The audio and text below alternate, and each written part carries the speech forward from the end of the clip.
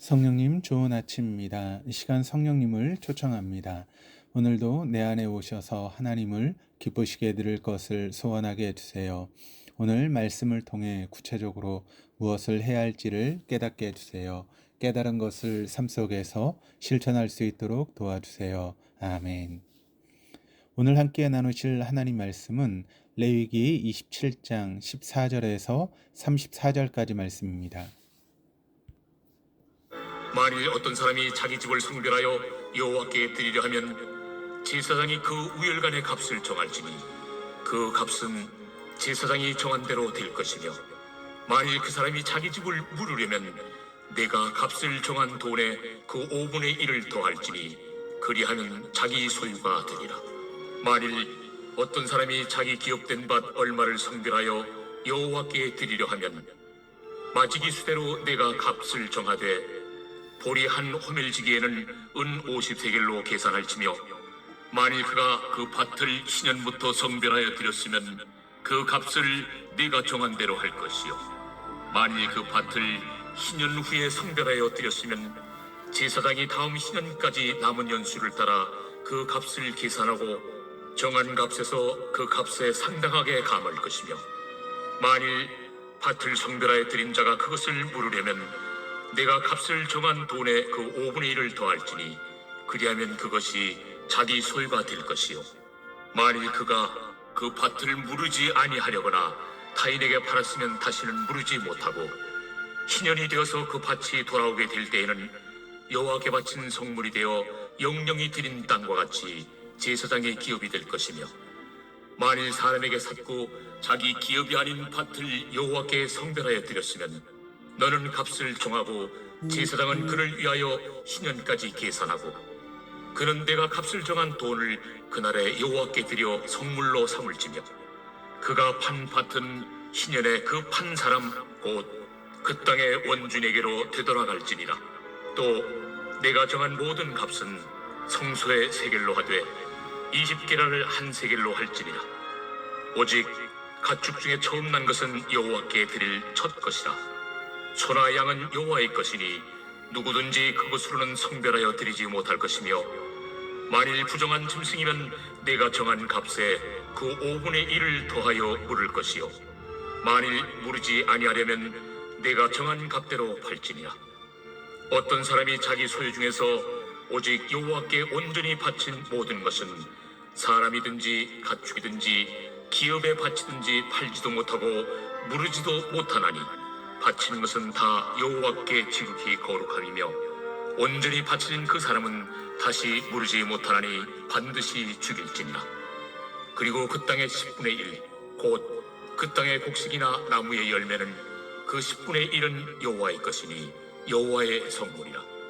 또 만일 어떤 사람이 그의 11조를 물으려면 그것에 5분의 1을 더할 것이요, 모든 소나 양의 11조는 목자의 지팡이 아래로 통과하는 것에 10번째의 것마다 여호와의 성물이 되리라.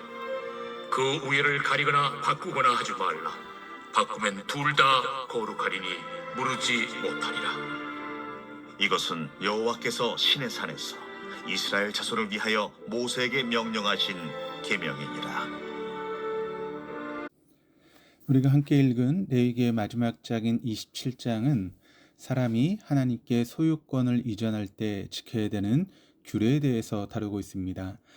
다만 여기에 우리가 일반적으로 생각하는 소유권 이전과는 다른 점이 있습니다. 우리는 소유권 이전을 상호 교환이 이루어지는 거래에 기반하지만 하나님께 소유권을 드리는 것은 거래가 아니다라고 하는 점입니다. 거래라고 하는 단어를 사용하기가 무색하게 하나님이 우리에게 주신 강권적인 은혜는 사람이 측량할 수 없을 만큼 큽니다. 그 은혜를 받고 자신이 한없이 보잘것없는 존재라는 사실을 깨달은 사람만이 건강하고 합당한 믿음의 반응을 하게 되는데, 그것이 바로 자원하여 드리는 봉헌입니다. 죄인에 머물렀던 시절, 그렇게 소나기에서 놓치고 싶지 않았던 그 소유권을 눈을 들고 손을 펴서 하나님께 경배의 재료로 올려드리는 그 믿음의 결단이 있을 때 오늘 본문은 의미 있게 다가오는 것입니다. 14절 15절입니다.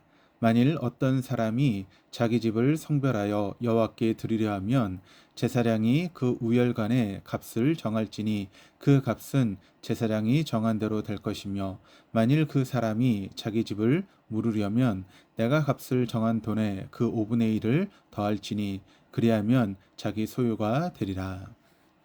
하나님께서는 사람이 기쁨으로 자원하여 드릴 때에 다양한 방법으로 섬길 수 있도록 길을 열어주셨습니다. 14절부터 25절은 부동산을 하나님께 드리는 사례가 나옵니다.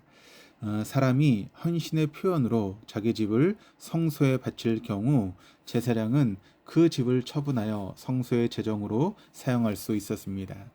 다만 이때 드릴 수 있는 집은 성소 안에 있어서 매매를 통해 영구히 소유 이전이 가능한 집이어야만 했습니다. 이렇게 하나님께 집을 드리기로 했어도 다시 되찾고자 할 때는 그 집의 값의 5분의 1을 더하여 제사장에게 주어야 했습니다. 이는 서원할 때 순간의 감정에 의존하여 하기보다 신중하고 무겁게 생각하고 결단해야 됨을 의미합니다. 16절에서 21절까지 말씀입니다. 만일 어떤 사람이 자기 기업된 밭에 얼마를 성별하여 여호와께 드리려 하면 마지기 수대로 내가 값을 정하되 보리 한 호멜지기에는 은 50세겔로 계산할지며 만일 그가 그 밭을 신년부터 성별하여 드렸으면 그 값을 내가 정한 대로 할 것이요 만일 그 밭을 신년 후에 성별하여 드렸으면 제사장이 다음 신년까지 남은 연수를 따라 그 값을 계산하고 정한 값에서 그 값에 상당하게 감할 것이며 만일 밭을 성별하여 드린 자가 그것을 물으려면 내가 값을 정한 돈에 그 5분의 1을 더할지니 그리하면 그것이 자기 소유가 될 것이요 만일 그가 그 밭을 무르지 아니하려거나 타인에게 팔았으면 다시는 무르지 못하고 신년이 되어서 그 밭이 돌아오게 될 때에는 여호와께 바친 성물이 되어 영영이 드린 땅과 같이 제사장의 기업이 될 것이며 기업된 밭이란 이스라엘 각 지파대로 하나님께서 선물로 나눠 받은 땅을 의미합니다. 본절의 마지기라고 하는 말은 원어로 표현하자면 씨 뿌림입니다. 단순히 면적이 중요한 것이 아니라 씨를 뿌리는 정도를 보고 값을 매기라라고 하는 것입니다. 보리 한 호멜지기는 약 220리터 정도의 부피이며 고대 근동에서 이 정도의 양의 평균값은 한 세겔이었습니다. 그러므로 보리 한 호멜지기를 파종할 수 있는 땅이면 1년에 1세겔씩 신년까지 사용한다고 봤을 때 은 50세겔로 계산하라라고 하는 뜻입니다. 또한 신년이 지난 몇 년 후에 밭에 값을 매길 경우에는 50세겔에서 1년에 1세겔씩 지난 횟수만큼 값을 빼서 책정한 것을 규정하고 있습니다. 서원한 밭의 값을 책정하는 데는 몇 가지 이유가 있습니다. 사람이 하나님께 밭을 드린다고 해서 제사장이 그 밭을 직접 관리하지는 않았습니다. 그래서 서원 후에도 드렸던 사람이 계속 그 밭을 경작하는 경우가 있었습니다. 그러면 거기서 수익금이 나올 텐데 거기서 책정된 밭값은 성소에 내고 그 차익은 자신이 가질 수 있었습니다. 서원했던 밭을 다시 물을 때에도 책정된 밭값의 5분의 1을 더하여 되찾을 수 있었습니다. 이때 신년이 오기 전에 이런 일들이 이뤄져야 했는데 여기서 시기를 놓쳐 신년이 지나게 되면 영원히 하나님의 성물이 되었던 것입니다. 22절에서 25절입니다. 만일 사람에게 샀고 자기 기업이 아닌 밭을 여호와께 성별하여 드렸으면 너는 값을 정하고 제사장은 그를 위하여 신년까지 계산하고 그는 내가 값을 정한 돈을 그날에 여호와께 드려 성물로 삼을지며 그가 판 밭은 신년에 그 판 사람 곧 그 땅의 원주인에게로 되돌아갈지니라. 또 내가 정한 모든 값은 성소의 세겔로 하되 이시케라를 한 세겔로 할지니라.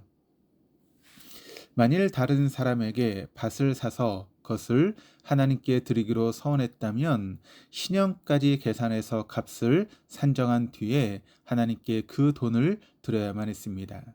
중요한 것은 그 밭은 영구히 성소의 것이 될 수는 없었습니다. 왜냐하면 신년이 되면 다시 원래 주인에게로 돌아가야 했습니다. 이렇듯 집이나 밭에 대한 규례가 구체적인 이유는 이것들이 사람의 인생의 토대가 되는 기초가 되기 때문입니다. 봉헌은 신중하게 결정해야 하겠지만 그만큼 하나님을 향한 감사와 마음이 담겨 있기에 귀한 것입니다. 26절에서 27절입니다. 오직 가축 중에 처음 난 것은 여호와께 드릴 첫 것이라. 소나 양은 여호와의 것이니 누구든지 그것으로는 성별하여 드리지 못할 것이며, 만일 부정한 짐승이면 내가 정한 값에 그 5분의 1을 더하여 물을 것이요, 만일 무르지 아니하려면 내가 정한 값대로 팔지니라. 모든 가축에 처음 태어난 것은 처음부터 하나님의 것입니다. 원래 하나님의 것이기에 그것을 서원의 예물로 드릴 수 없습니다. 심지어 낙타나 나귀처럼 부정한 가축의 첫 새끼도 하나님께 바쳐야 했습니다. 부정한 짐승 자체는 예물로 드릴 수 없었기 때문에 짐승의 새끼의 가치에 5분의 1을 더하여 그에 상당하는 값을 성소에 드려야만 했습니다.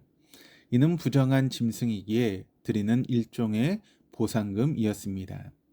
또한 배상할 형편이 안 되면 부정한 짐승을 팔아서 그 돈을 성소에 드려야 했습니다. 팔 때에는 이윤을 남겨 파는 것이 아니라 제사장이 정해준 정가대로 팔아야 했으며, 제사장이 가격을 정해 주었다는 사실을 볼 때에 그 판 돈을 성소에 드려야 했다라고 하는 것을 알 수 있습니다. 28절, 29절입니다. 어떤 사람이 자기 소유 중에서 오직 여호와께 온전히 바친 모든 것은 사람이든지 가축이든지 기업에 바치든지 팔지도 못하고 무르지도 못하나니, 바친 것은 다 여호와께 지극히 거룩함이며 온전히 바쳐진 그 사람은 다시 무르지 못하나니 반드시 죽일지니라. 여기서 바친 모든 것을 의미하는 히브리어는 헤렘이라고 하는 단어입니다. 이 헤렘은 인간의 몫으로 돌아가는 것이 전혀 없이 완전히 바쳐지는 헌물을 의미합니다. 이러한 헤렘으로 바쳐진 것은 팔지도 무르지도 못하고 전적으로 하나님께 바치는 지극히 거룩한 성물이 되어서 성소에서 사용되어졌습니다. 특히 헤렘 중에서도 29절에 나오는 하나님께 온전히 바쳐진 사람이 등장하는데, 이것은 하나님께 바치기로 서원한 사람이 아니라 전쟁 중에 발생하는 헤렘을 가리킵니다. 즉 하나님께 전리품을 헤렘으로 바칠 때는 그것이 사람이든 물건이든 혹은 짐승이든 모두 죽이거나 태워서 없애야만 합니다.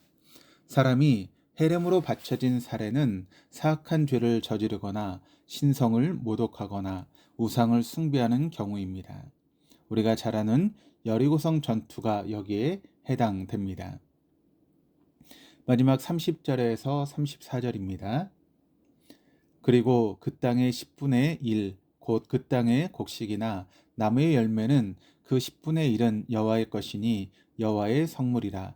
또 만일 어떤 사람이 그의 11조를 물으려면 그것에 5분의 1을 더할 것이요, 모든 소나 양의 11조는 목자의 지팡이 아래로 통과하는 것에 10번째 것마다 여호와의 성물이 되리라. 그 우열을 가리거나 바꾸거나 하지 말라. 바꾸면 둘 다 거룩하리니 무르지 못하리라. 이것은 여호와께서 시내산에서 이스라엘 자손을 위하여 모세에게 명령하신 계명이니라. 마지막으로 우리가 잘 아는 11조에 대한 규례가 나옵니다. 모든 소출의 11조는 하나님의 것입니다. 농산물은 정량화시켜 11조를 출하내는 것이 쉬웠지만 가축은 그렇지 않았습니다. 소나 양이 목자의 지팡이 아래로 통과할 때 10번째 것마다 하나님께 드려져야 했습니다. 여기에 사심이 들어가면 안 됩니다. 10번째 짐승이 실하고 튼튼하다 하여 다른 짐승과 바꿔치기 하면 두 짐승 모두 하나님께 바쳐야 했고 이것은 물을 수도 없었습니다. 이렇게 레위기는 하나님께 자원하여 드리는 봉헌물에 대한 규례로 마무리됩니다.